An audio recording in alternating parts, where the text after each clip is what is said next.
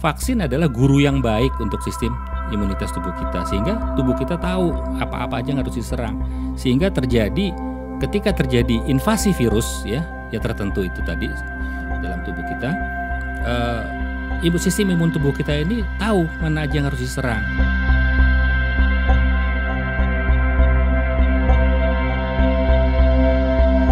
Halo, apa kabar semuanya pemirsa podcast Dwi Jendro Foundation. Sekarang kita ketemu dalam topik yang saya sebut dengan Inspirepedia. Dan dalam topik ini tentunya saya akan menghadirkan seluruh tokoh-tokoh yang bisa menginspirasi kehidupan kita. Salah satunya sekarang ini yang saya undang adalah yang bisa menginspirasi kita karena kehidupan beliau yang selalu menggeluti bidang kesehatan sehari-hari. Selamat siang, Dr. Diana. Selamat siang, Selamat Pak siang. Ida Bagus Bayu. Selamat siang, mungkin saudara-saudara saya yang menyaksikan. Ya.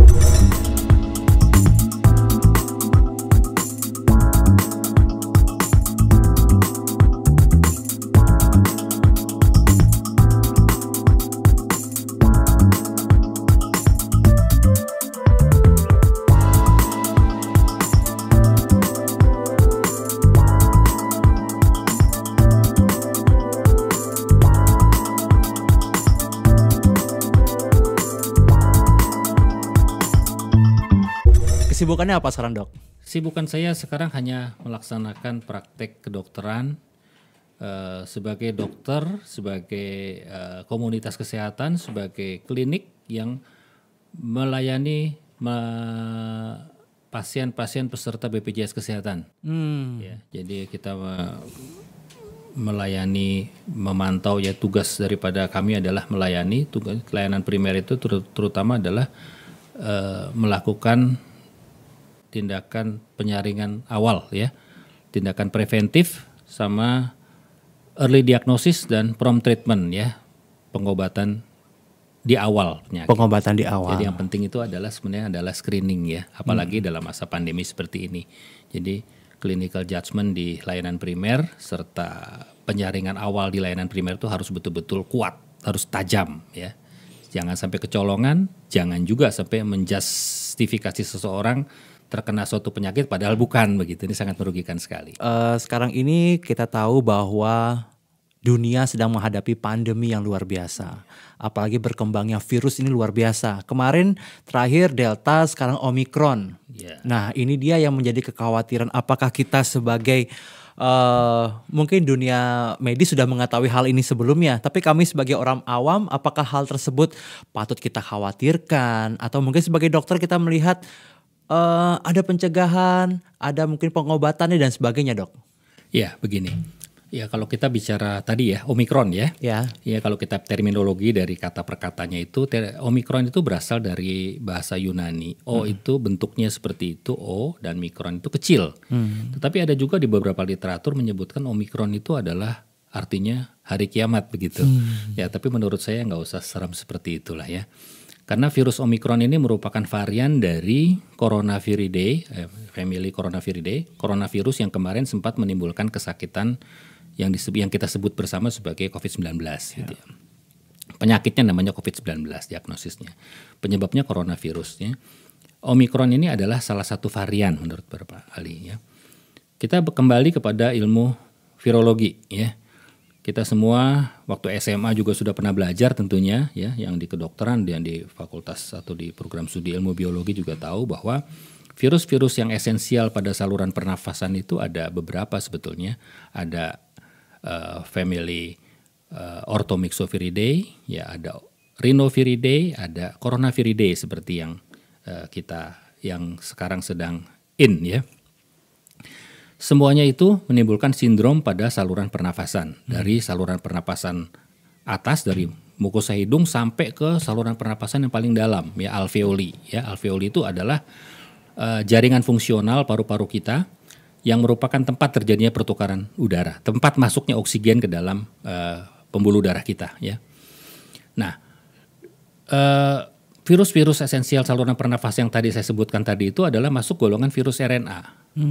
Jadi virus RNA ini punya sifat yang namanya antigenic shift. Jadi dia bisa berubah setiap saat. Oleh karena itu di beberapa buku disebutkan, di beberapa literatur juga disebutkan ini sebuah virus dengan kemampuan atau virus dengan julukan the great imitator, ya, suatu virus yang mempunyai 1000 wajah. Jadi Saya bisa potong dok, berubah-ubah. apakah dia maksudnya virus itu terus berevolusi gitu dok ya? Ya, artinya susunan antigennya di rantai RNA-nya itu berubah terus, begitu ya. Kalau kita baca beberapa literatur. Jadi kalau virus itu kan ada 2, virus yang DNA dan RNA begitu ya. Kalau yang DNA double helix ya, jadi rantai asam aminonya itu 2. Kalau yang RNA saya single chain ya, 1 rantai. Yang RNA ini punya sifat antigenic shift ya, berubah terus ya. Jadi jangan pernah mengharapkan ada kekebalan sejati untuk influenza. Ya. Influenza pun common influenza yang sudah kita kenal sejak dulu kala pun dia tubuh kita sebenarnya nggak pernah punya kekebalan untuk itu ya. Seperti dari zaman dulu itu kan influenza mengerikan ya dok ya.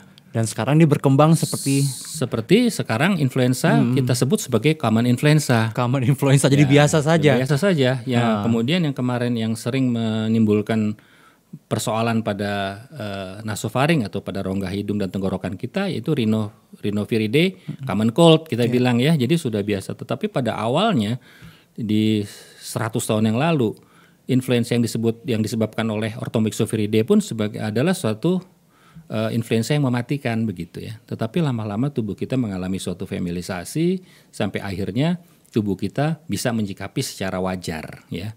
Karena kebanyakan ya kematian ini kalau Bapak Ida Bagus Bayu atau para saudara-saudara yang menyaksikan pernah baca itu bahwa sebagian besar penyebab kematian daripada sindrom atau penyakit COVID-19 ini adalah yang disebut sebagai badai sitokin. Badai sitokin adalah suatu reaksi imunitas tubuh kita yang berlebihan sehingga menghancurkan jaringan-jaringan yang sebetulnya jaringan tubuh kita sendiri gitu. Alveoli kita hancur dindingnya gara-gara badai sitokin ini gitu. Itu imunitas kita yang diserang dok? Imunitas kita yang berperilaku seperti itu.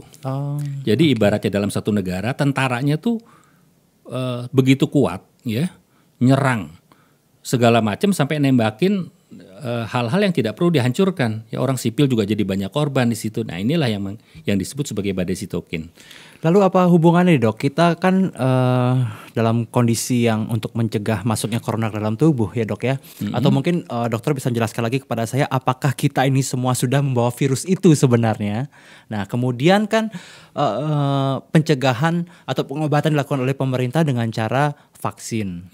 Vaksin kan dalam tanda kutip lah meningkatkan imun. Nah tadi dokter mengatakan imun sendiri berperilaku. Nah itu bagaimana dok? Begini, jadi imunisasi adalah satu terminologi lagi ya. Imunisasi itu adalah suatu peristiwa atau tindakan pengimunan, pembangkitan imun. Nah, tindakannya itu vaksinasi ya, pemberian vaksin ya. Dalam beberapa buku disebutkan di situ bahwa vaksin is a good teacher for human immune system. Jadi vaksin adalah guru yang baik ya bagi sistem imun kita ya. Nah, jadi kalau pemberian vaksinasi ini tujuannya adalah memberikan satu pelajaran buat imunitas kita agar siap menghadapi satu antigen yang diberikan dalam vaksin itu gitu. Jadi begini, kalau vaksin itu kan satu zat yang mempunyai imunogenitas spesifik. Jadi begitu vaksin itu dimasukkan ke dalam tubuh kita, ya apakah itu satu virus utuh yang dilemahkan ataukah hanya fraksi protein subunit tertentu saja atau RNA-nya saja atau RNA dijadikan DNA dulu disuntikan itu tujuannya supaya sistem imunitas tubuh kita itu ya bisa mengenali antigen yang masuk itu ya. Nah, peristiwa ini adalah peristiwa supaya tubuh kita ini bisa berperang secara efisien. Jadi tahu mana yang harus diserang. Fokus ya. Nah, inilah kan kalau dalam satu negara nih, tentara itu kan ada yang tentara alam, ada juga tentara yang lulusan akademi militer ya. Kalau tentara alam mungkin kuat ya. Misalnya kita nonton di film-film perang tuh tentara yang dibentukan alam tuh mungkin kuat, dia bisa ya nyebur ke lebih survive lebih survive lah ya. Kemampuan survive-nya lebih tinggi itu ya, diceburin ke laut dia nggak mati dan sebagainya. Tetapi dalam pertempuran mungkin dia tidak bisa atau tidak begitu piawai dalam manajemen pertempuran. Sehingga dia mungkin kuat tapi malah nanti begitu nyerang dia merusak segala macam gitu. Diperlukan strategi, manajemen pertempuran yang baik. Betul. Sedangkan kalau lulusan akademi militer dia kan belajar manajemen pertempuran. Jadi kapan harus menyerang, siapa aja yang harus diserang, bagaimana mengamankan orang-orang sipil yang tidak harus kena. Ini kan dia diajarin itu gitu lah. Sehingga apabila harus terjadi pertempuran jauh lebih aman gitu ya. Begitu juga dengan sistem imun kita ya, sistem imunitas tubuh kita. Kalau yang pernah kena ya, mungkin dia punya imunitas terhadap satu antigen, tetapi tidak terarah, tidak terprogram gitu. Dia kuat tapi ya itu ya, apabila dia harus perang dia nanti bisa menghancurkan segala macam sampai jaringan yang tidak seharusnya dia serang juga begitu. Kemudian juga ada begini dok, terkadang orang yang sudah terkena virus corona, katanya dia akan menjadi kebal. Nah itu tadi yang saya katakan ya. Jadi sudah terbentuk ya. Terbentuk tetapi tidak terprogram. Kalau pemberian vaksin ini kan sudah diatur. Jadi dibikinkan khas ya. Sehingga tubuh kita tahu wajah-wajah yang akan masuk itu apa aja, sehingga ada kurikulumnya nih ya. Dia kan tadi kita sebutkan tadi bahwa vaksin adalah guru yang baik untuk sistem imunitas tubuh kita, sehingga tubuh kita tahu apa-apa aja yang harus diserang.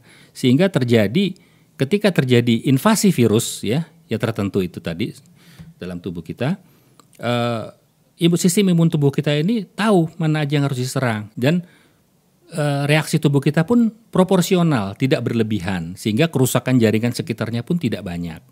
Sehingga imunitas tubuh yang dibentuk dari vaksinasi itu jauh lebih selektif, jauh lebih memahami manajemen pertempuran, dan tentunya jauh lebih aman begitu ketimbang yang bentukan orang yang pernah kena terus punya imunitas terus kena yang kedua. Nah ini berpotensi terjadi pertempuran hebat atau yang disebut dengan badai sitokin tadi. Begitu. Menurut dunia kedokteran, apakah virus ini masih lama ya dok ya? Kemudian juga apakah virus ini juga bisa seperti menjadi common influenza? Jangan-jangan common corona terjadinya lama-lama gitu ya. Harapan kita seperti itu. Dan tentunya kelihatannya sekarang pergerakannya sudah ke arah sana. Kita nggak boleh meramal apa-apa ya, tetapi kelihatannya sudah mengarah ke sana. Karena begini, seperti kita katakan tadi bahwa secara ilmu virologi ya, teorinya itu virus esensial saluran pernafasan yang notabene virus RNA itu virus Coronaviridae, Rhinoviridae, Orthomyxoviridae itu virus-virus yang mempunyai kemampuan antigenic shift, berubah secara cepat ya. Jadi jangan heran kalau akan ada varian, akan ada terus ya, karena dia berubah terus. Dia nggak konsisten, dia berubah terus. Nah, kemudian suatu saat nanti besok ada lagi varian baru gitu, akan ada terus ya. Pada dasarnya nanti dia akan berubah lagi ya, berubah lagi ya. Seperti influenza ya. Influenza mungkin Bapak Ide Bagus Bayu pernah kena influenza pasti kan? Walaupun tubuhnya fit ya. Sekarang kena influenza. Besok 2-3 hari sembuh kan? Terkadang baru bangun influenza saya. Itu alergi lain. Ya. Alergi lain lagi dok ya. Ya reaksinya beda. Ya, dia agent yang disebabkan bukan oleh virus tapi agent lain. Misalnya das, debu dan sebagainya. Tetapi kalau misalnya oleh virus, katakanlah Orthomyxoviridae atau Rhinoviridae ya, sekarang kena. 3 hari lagi, 4 hari lagi kita sembuh. Lusa kita bisa kena lagi ya. Jadi imunitas tubuh kita mungkin kebentuk, tapi untuk virus baru yang masuk ini udah nggak kenal gitu. Tetapi jangan takut, karena tubuh kita juga punya kemampuan yang namanya immunological drift. Tubuh kita akan melakukan rekombinasi terus, sehingga virus-virus yang wajah-wajah baru ini masuk, tubuh kita juga nyeting juga sistem pertahanannya supaya sesuai dengan antigen yang masuk gitu, supaya komplement gitu, supaya sesuai ya. Jadi virus punya kemampuan antigenic shift, tubuh kita juga punya kemampuan immunological drift. Jadi ini perlu waktu. Jadi perlu waktu, pada saatnya nanti tubuh kita siap, barang baru masuk siap ya. Lama-lama terjadi, kalau menurut saya ya istilahnya tuh asimilasi atau familisasi ya. Sampai pada akhirnya segala sesuatunya ya kita harapkan akan menjadi biasa ya. Menjadi common influenza juga. Ya, jadi yang tadinya mematikan, terus kemudian bergejala tapi bergejala sedang, lama-lama gejala ringan, lama-lama mungkin tidak bergejala, ya, atau ada gejala ringan tapi tidak lama ya. Jadi diharapkan nanti inilah yang disebut dengan situasi herd immunity ya. Imunitas kelompok sudah terbentuk gitu. Jadi tubuh kita sudah kenal. Jadi kita menyikapinya itu wajar, tidak berlebihan. Tubuh kita menyikapi secara wajar, tidak berlebihan. Mungkin yang paling penting dok, dari semua penjelasan dokter ini, sebagai kita orang awam untuk menyikapi semua ini dok. Kita kembali ke, ingat nggak waktu saya, teman-teman yang seumur saya ya, yang sekarang umur udah 52, 53-an ya, 54 mungkin. Itu kita belajar olahraga dan kesehatan waktu kelas 3 SD. Di buku kelas 4 SD, mungkin adik-adik atau mungkin nih masuk kepada umur anak-anak saya ya, itu di mata pelajaran olahraga dan kesehatan kelas 4 SD saja sudah ada. Itu teori tentang penyakit-penyakit ya. Saya masih ingat betul bunyinya begini. Influenza, penyebab virus, pengobatan istirahat, pencegahan, jaga kesehatan, makan 4 sehat 5 sempurna, istirahat cukup, olahraga cukup. Kemudian hindari keramaian. Nah di situ udah ada di situ. Jadi physical distancing itu bukan barang baru. Jadi dulu sudah ada. Hindari keramaian. Gunakan penutup hidung dan mulut bila terpaksa harus melewati banyak orang, gitu kan. Cuci tangan dan mandi yang bersih ketika sehabis bepergian. Itu pencegahannya. Jadi pola hidup sehat, physical distancing.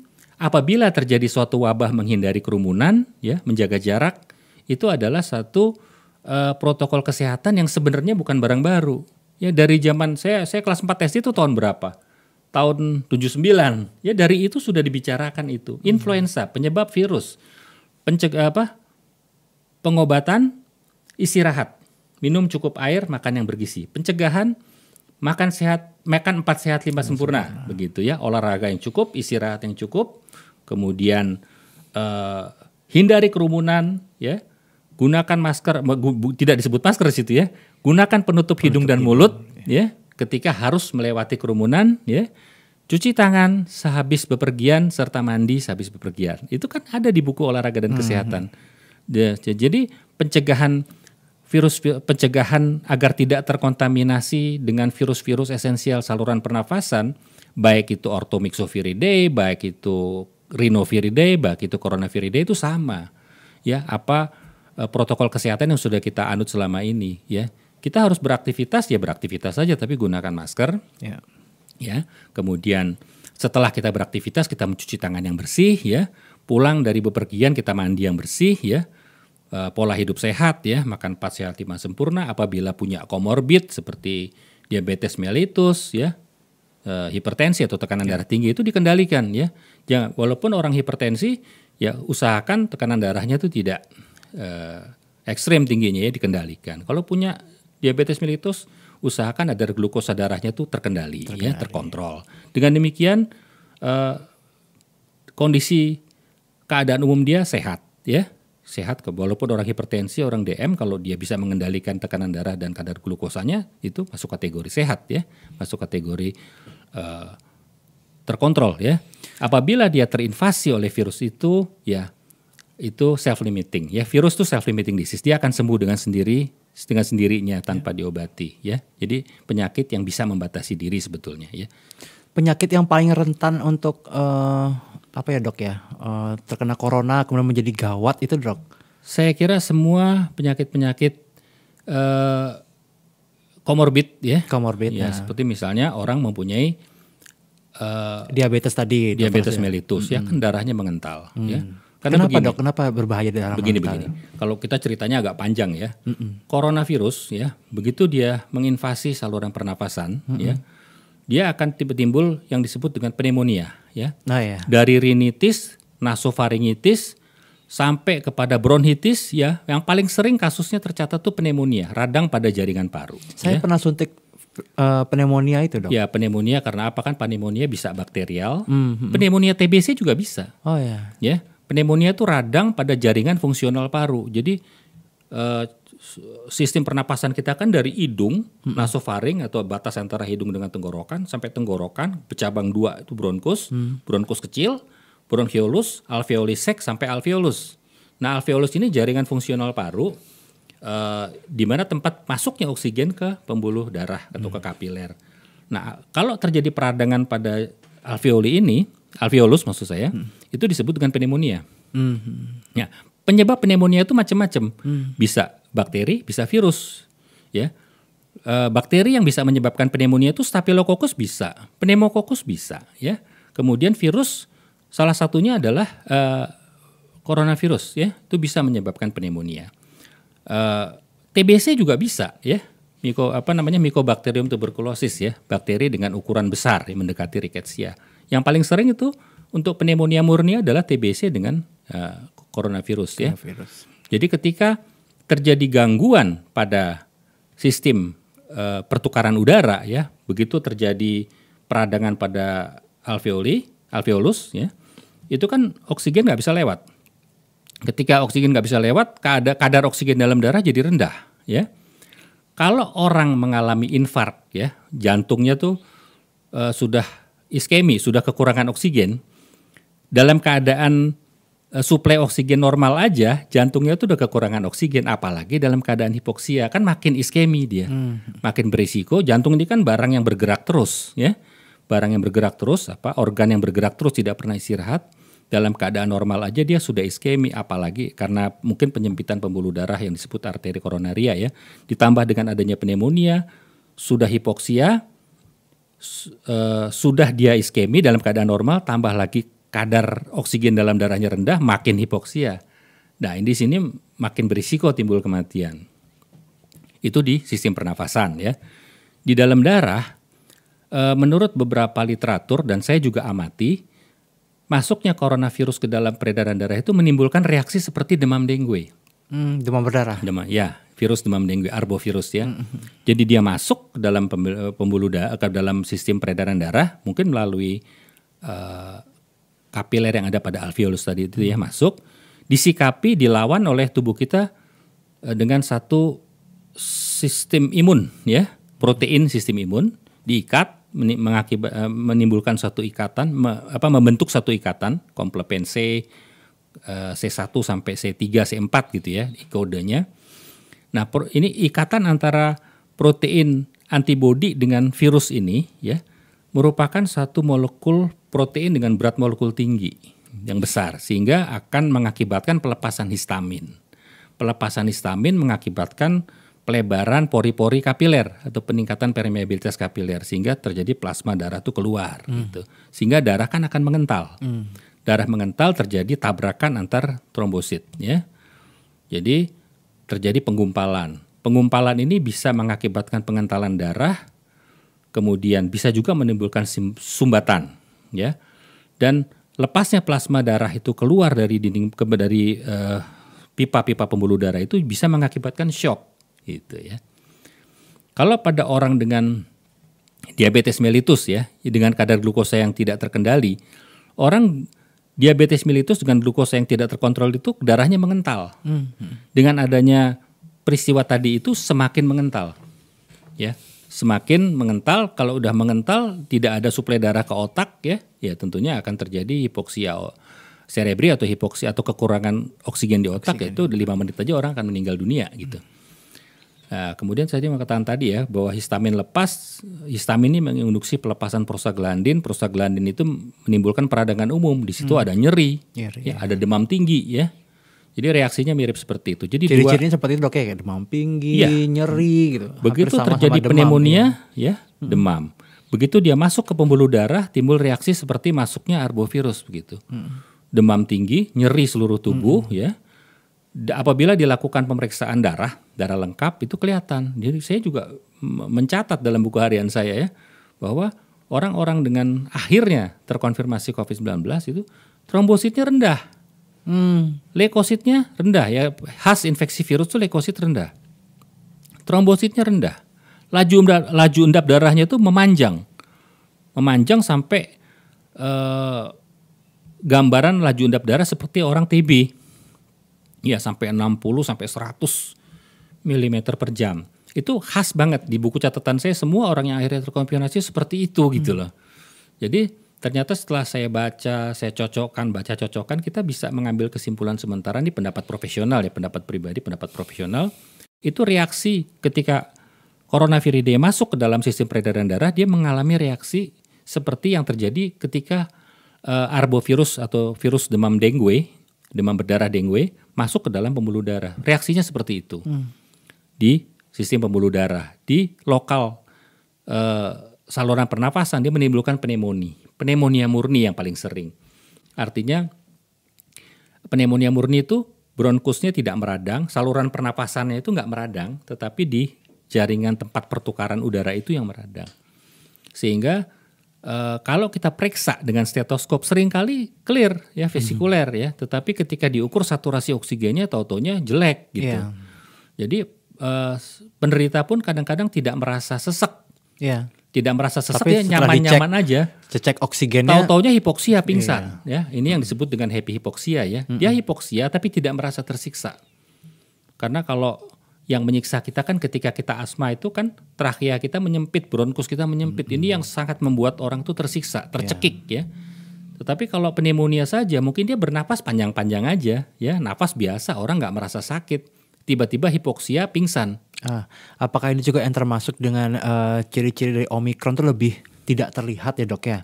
Kalau ini kan lebih sesak dan sebagainya. Kalau ini katanya benar-benar gak ngerasain itu dok. Ini menurut teman-teman sejawat saya ya yang juga pernah menangani masalah ini, baik di seluruh Indonesia kita punya forum itu ya, di Telegram maupun kebanyakan pada varian Omikron ini justru belum atau tidak sangat sedikit sekali terjadi kasus pneumonia.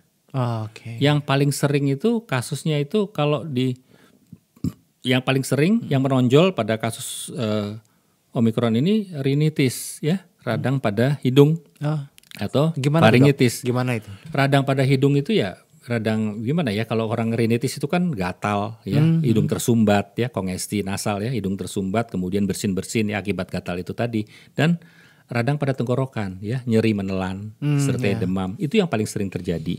Jadi yang sampai pneumonia atau bronkopneumonia itu belum banyak gitu. Ya tidak banyak ya. Banyakan adalah rinitis nasofaringitis ya. Karena sekali lagi tadi saya lupa mengatakan di depan bahwa virus itu punya predileksi ya.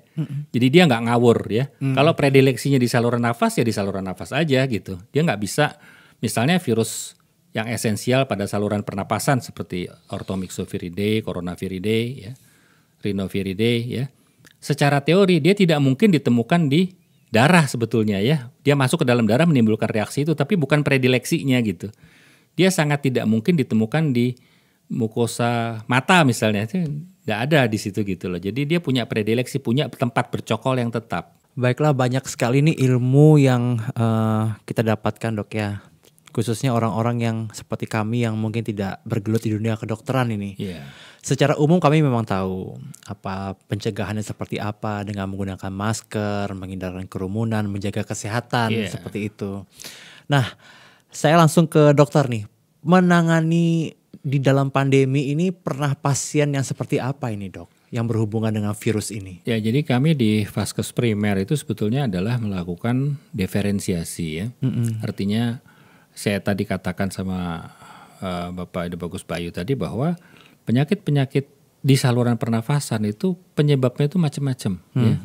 Dari virus atau bakteri ya. Kalau virus itu tadi saya sudah sebutkan bisa Coronaviridae, bisa Orthomyxoviridae, bisa juga Rhinoviridae aja gitu ya. Satu rinitis yang sederhana ya.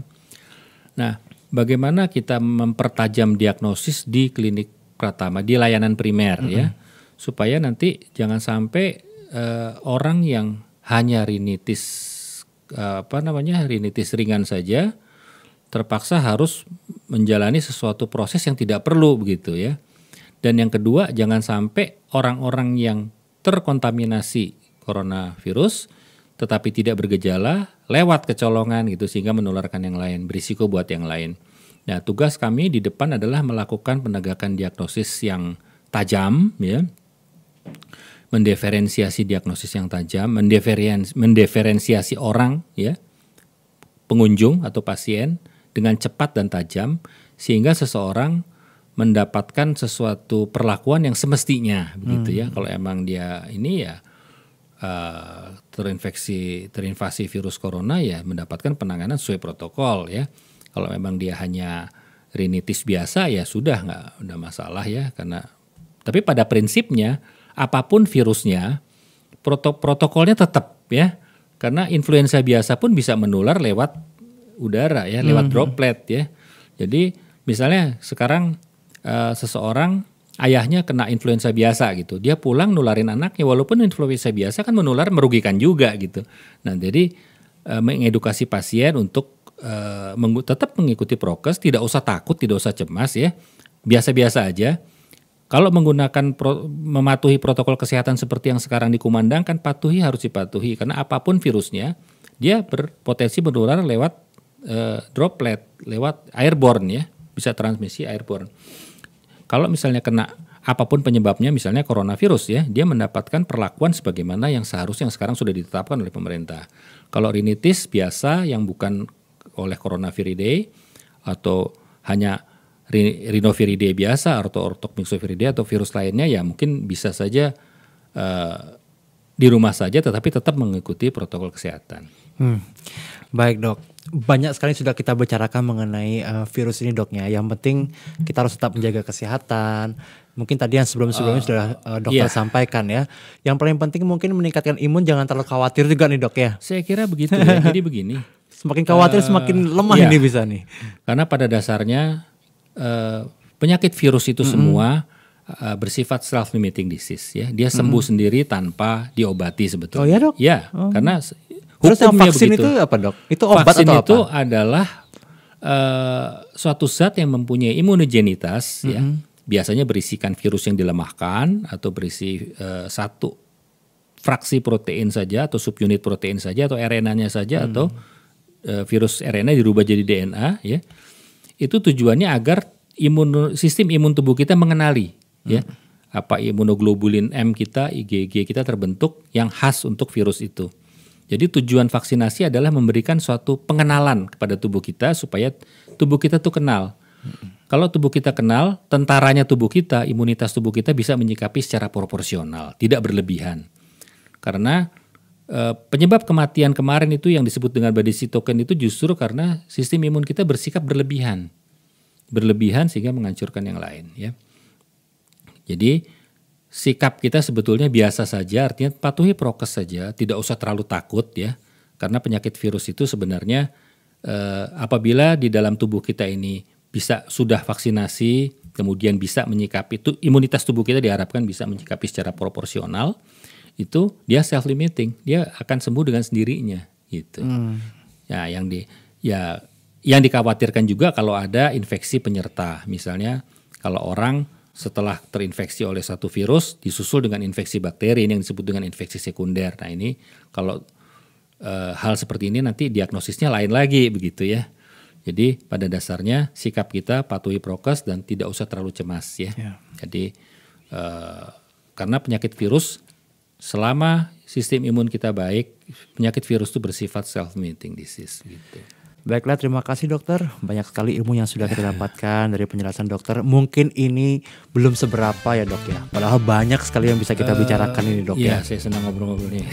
Tapi secara umum ya kami sudah dapat satu lah hal yang bisa kita pelajari untuk saat ini dok. Terima kasih sekali lagi atas kehadirannya dokter. Terima kasih kembali Bapak. Nanti kita akan kembali lagi ngobrol-ngobrol lagi dokter mengenai kesehatan.